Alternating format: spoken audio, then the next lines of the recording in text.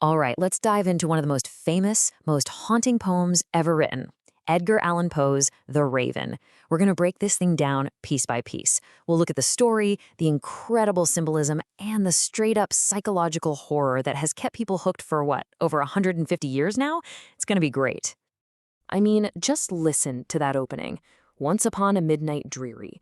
You can feel the mood right away, can't you? Poe just drops us straight into this heavy, oppressive feeling of exhaustion. And right away, we meet our main guy. He's a scholar, he's got books everywhere, but they're not helping him. He's just completely alone, totally worn out, and grieving on this miserable winter night. So yeah, a midnight dreary, the scholar's sorrow. To really get what's about to happen, you have to understand the atmosphere Poe is building here. It's not just a backdrop, you know? It's literally the narrator's grief made real. And look at how he does it. Every single detail is perfect. We've got a bleak December midnight. I mean, it doesn't get much darker or colder than that. His room is full of these dusty old books, this forgotten lore.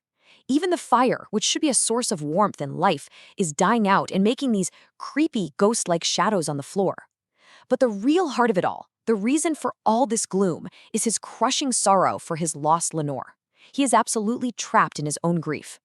Okay, so now we have the tapping at the door, an unexpected visitor, and right into this thick, suffocating quiet, a sound.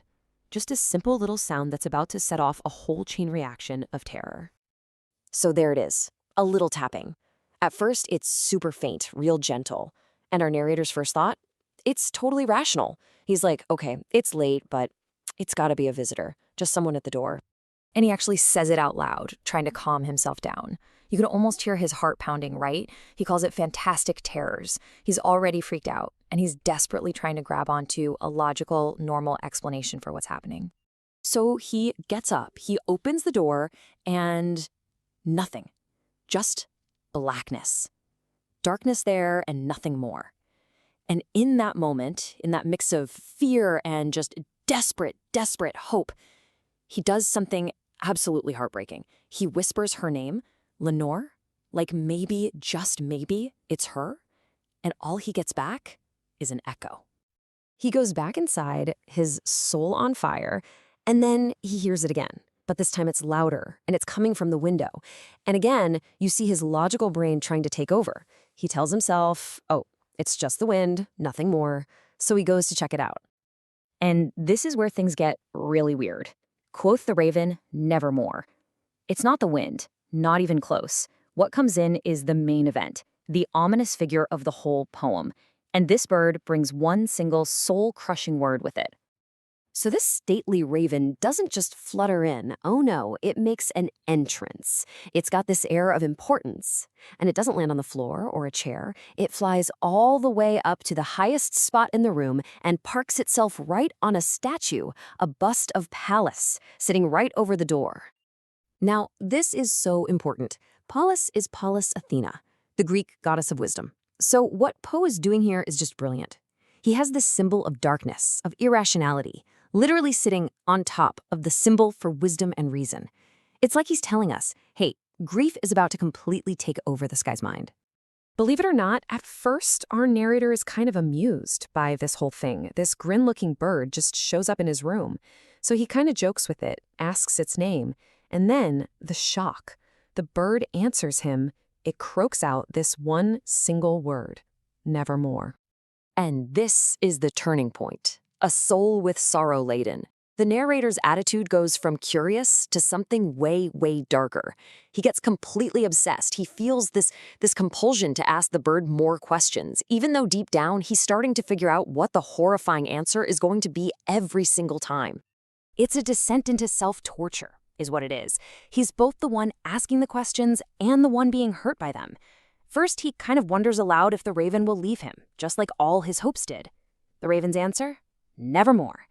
Then he gets more desperate. He begs for nepenthe, this mythical potion that's supposed to make you forget your pain. Nevermore. He asks if there's any hope, any balm in Gilead, which is a biblical reference to healing. And again, nevermore. You see what he's doing? He's knowingly, deliberately making it worse for himself, leading up to the one question he shouldn't ask. And here it is, the absolute climax, the scholar's final hope. He asks the one question that means everything to him. Will he ever see Lenore again in paradise, in the distant Aden? He pours every last ounce of hope he has left into this one question. And the Raven's crushing verdict, well, it's exactly what you think. Nevermore. It's like a judge's gavel coming down, just final. So yeah, from that shadow, his soul will be lifted. Nevermore. With that one word, every bit of hope is just gone, snuffed out. Now we're heading into the poem's final, grim conclusion. The verdict is in, and there's no coming back from it. And our scholar just snaps. He completely breaks. He starts shrieking at the bird, which he now sees as a demon. "Take thy beak from out my heart." What a line. It's this incredible metaphor for the stabbing, piercing pain of that one word, nevermore. And what does the raven do? Absolutely nothing. And the raven, never flitting, still is sitting, still is sitting. That repetition is so chilling, isn't it? It just drives home the fact that this bird is permanent now. It's not a visitor anymore. It's a fixture in the room, a permanent symbol of his unending despair. And this brings us to those devastating final lines. The shadow the raven casts on the floor is now the shadow over the narrator's soul, and he just accepts it. He knows his soul is trapped in that darkness and shall be lifted nevermore. It's not just sadness anymore. It's a kind of eternal damnation. So it all comes down to this one big question, and this is what makes the poem so powerful. What is the raven? Is it some real supernatural messenger, some kind of demon sent to torture him? Or is it just a bird? A lost bird that happens to know one word, and our narrator, in his grief-stricken state, just uses that word to destroy himself? The genius of the poem is that Poe never gives us the answer, and that's what makes it such a masterpiece of psychological horror.